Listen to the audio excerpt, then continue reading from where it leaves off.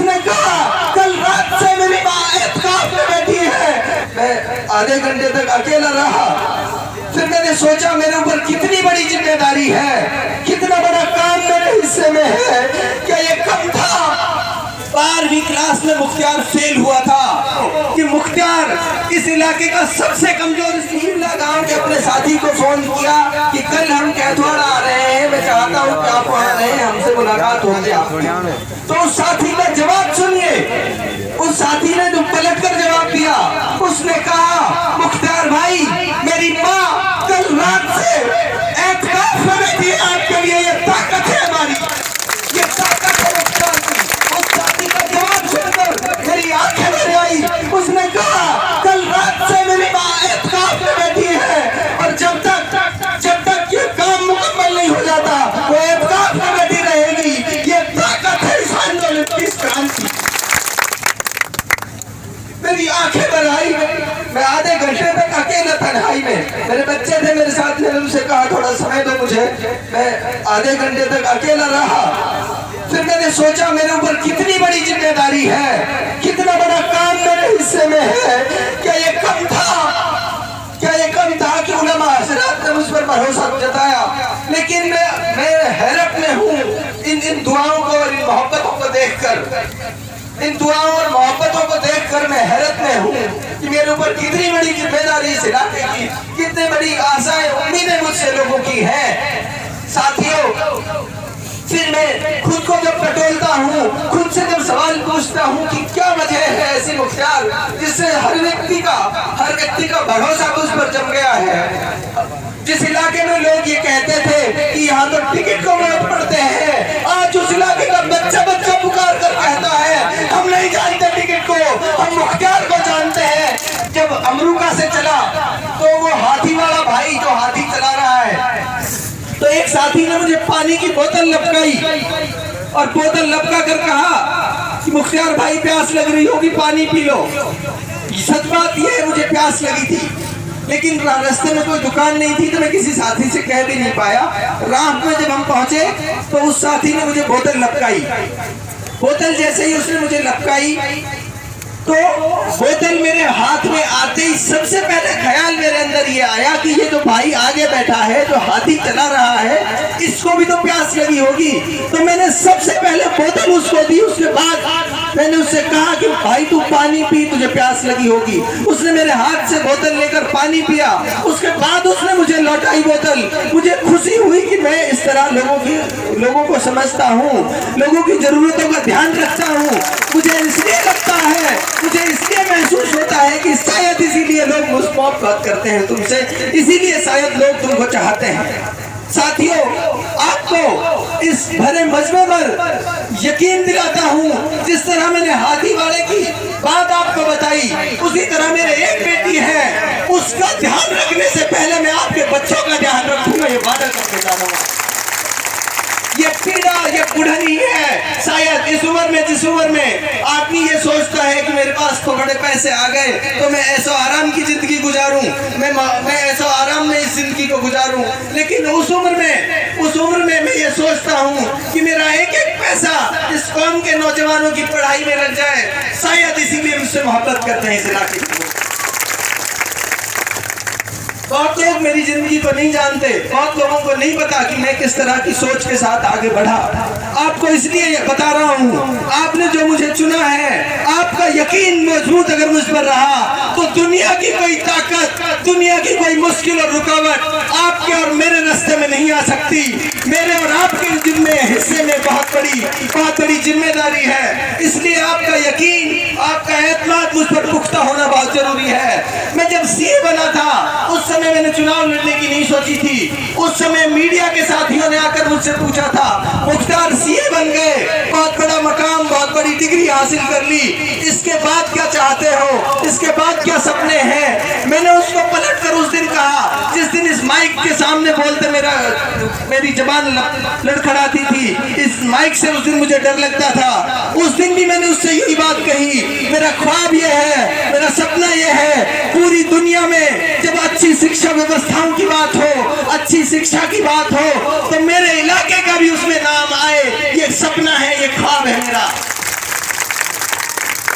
उस दिन जब ये कह दिया उसके सामने खड़े होकर, 5 पैसे उस दिन नहीं कमाता था मैं, लेकिन सोच ये थी कि जिस दिन पैसा आ जाएगा सबसे पहला काम स्कूल बनाने का करूंगा, कॉलेज बनाने का करूंगा, सबसे पहला काम अपने इलाके के ऐसे नौजवानों को तैयार करने का करूंगा जिस तरह मुख्तियार के पास अलग क्या है, सिर्फ इतना ही तो कि वो दिल्ली चला गया और उसने तालीम हासिल की, उसने दुनिया के बड़े बड़े ओहदेदारों के साथ बैठकर ये सीखा कैसे मुल्क चलाए जाते हैं, कैसे अपने इलाके को तरक्की राह पर ले जाया जाता है। सिर्फ इतना मुख्तियार ने सीखा, इतना मुख्तियार में अलग है मेरे इलाके के लोगों से।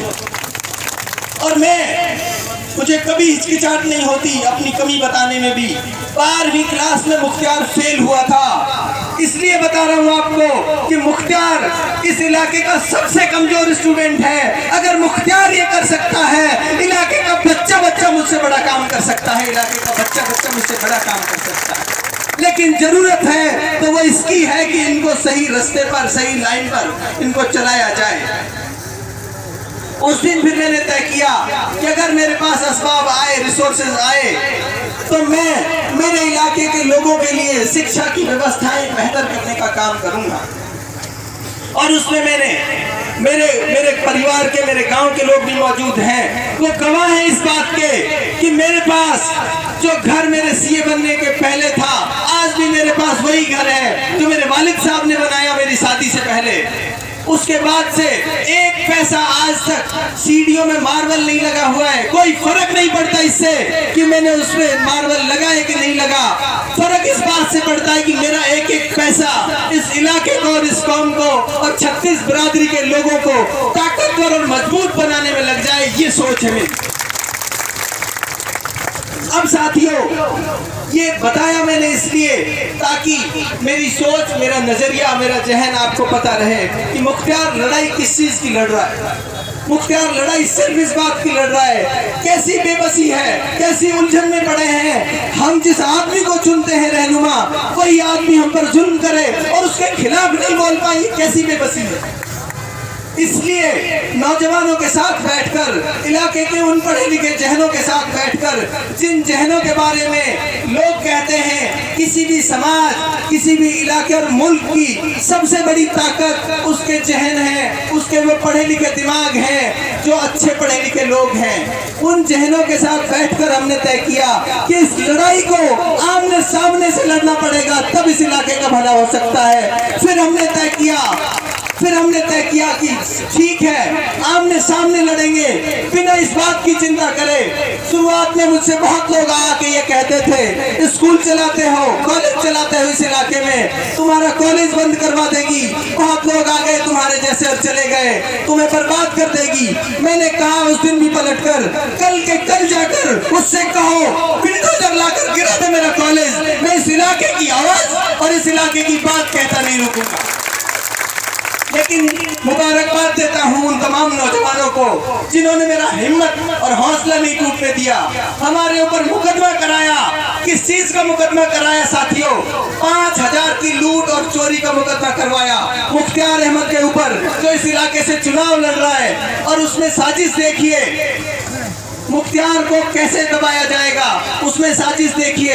मेरे दोस्त जो 4 सरकारी एम्प्लॉई हैं, उसमें मुलजिम हैं सिर्फ इसलिए कि मुख्तियार की गर्दन जब टूटेगी, जब ये इसके सरकारी नौकर इसके ऊपर दबाव बनाएंगे कि तू अपनी बात वापस ले ले, नहीं तो हमारी नौकरियां जाएंगी। मैं सलाम करता हूं उन साथियों को, अल्लाह दोस्त किसी को दे तो ऐसे दे मुझे दिए हैं। उन्होंने कहा मुख्तियार नौकरी जाए तो जाए, लेकिन इस लड़ाई से पीछे मत हट जाना। ये इस इलाके की, इस कौम को बचाने की लड़ाई। अब साथियों, में ज्यादा वक्त ना लेते हुए आप सबको एक जिम्मेदारी सौंपता हूं। जिम्मेदारी इस बात की सौंपता हूं कि आपने जो इतना बड़ा समर्थन इन नौजवानों को दिया, उस समर्थन के बाद अब ये लड़ाई मेरी नहीं रही, इन नौजवानों की नहीं रही, अब ये लड़ाई आप सबकी है, हम सबकी है। और चुनाव जीतना हमारे लिए कोई मुश्किल काम नहीं। सिर्फ इतने लोग, जितने लोग यहाँ बैठे हैं, ये अहद कर ले और मजबूत इरादे कर ले कि हर हाल में तब्दीली लेकर आएंगे। तो मैं साथियों आपको गारंटी देता हूँ, आपसे वादा करता हूँ, जब ये चंद नौजवान इस लड़ाई को यहाँ तक ला सकते हैं, इस मकाम तक ला सकते हैं, जब आप खड़े हो गए सरपंच साहब और कैथोड़ा गांव जिसको सियासत का रुख मोड़ने वाला कहते हैं, जिसको ये कहते हैं कि जिधर कैथोड़ा चला गया वो विधायक बन गया, वो एमएलए बन गया, जब वो गांव सरपंच ने कहा आज 90% आपके साथ खड़ा है, मैं साथियों जिम्मेदारी देता हूं, ऐसे ही जैसे कैथोड़ा 90% आपके साथ खड़ा है, ये पूरा इलाका 90% आज खड़ा है आपके साथ। आपको कोशिश ये करनी है, जो 10% नहीं है उनको भी मनाना है, उनको भी साथ जोड़ना है, उनको भी कहना है कि आपको 40 साल दिए, 70 साल दिए आपके नेता को, इस बार हमारे कहने से, इस बार इस इलाके के नौजवानों की वजह से, इस इलाके के उलमाओं की वजह से सिर्फ 5 साल इस नौजवान को दे दो, शायद तुम्हारे इलाके का कौम का मुस्तकबिल बदल के रखते।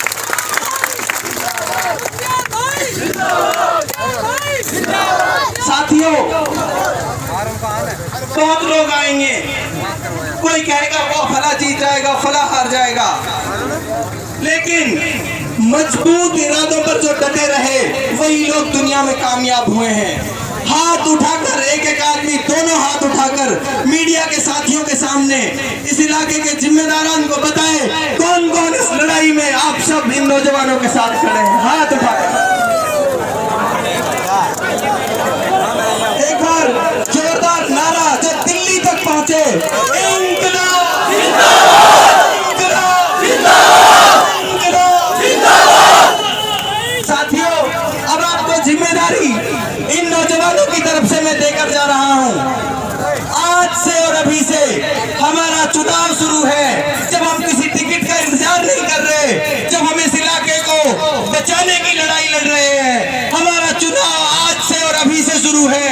आप साथियों को जिम्मेदारी देता हूं। छपरा गांव के एक साथी ने कहा था इसी तरह की सभा में, उसने खड़ा होकर मुझसे कहा था, मुख्तियार भाई छपरा गांव की जिम्मेदारी हमारी, आप पूरे विधानसभा के गांव-गांव जाइए, घर-घर जाइए, मेरा गांव में संभालूंगा, हम संभालेंगे। कोई अगर नाराज भी है उसको मनाएंगे, हमने किसी के हाथ जोड़ने पड़े तो हाथ जोड़ेंगे, पैर पकड़ने पड़े तो पैर पकड़ेंगे, लेकिन इस बार हर हाल में तब्दीली लेकर आएंगे। आप सभी साथी जाकर गांव में, मोहल्ले में, अपने अपने रिश्तेदारों में आज ही फोन करेंगे और आज ही कहेंगे कि इस बार हम तब्दीली कर रहे हैं, इस बार हम बदलाव कर रहे हैं। हाथ उठाकर कहो कौन कौन साथी मेहनत करेगा। हर आदमी, आप में से हर आदमी मुख्तियार है। मुख्तियार बनकर आपको ये सोचना है कि मैं चुनाव लड़ रहा हूँ। आप मेरे फोन का, मेरी कॉल का, मेरे मैसेज का इंतजार नहीं करें। आप आज से और अभी से इस लड़ाई को अंजाम तक पहुंचाने के लिए काम शुरू कर दें। बस चंद नारों के साथ कैथोड़ा गांव की तमाम सरदारी का दिल की गहराइयों से मैं शुक्रिया अदा करना चाहता हूं।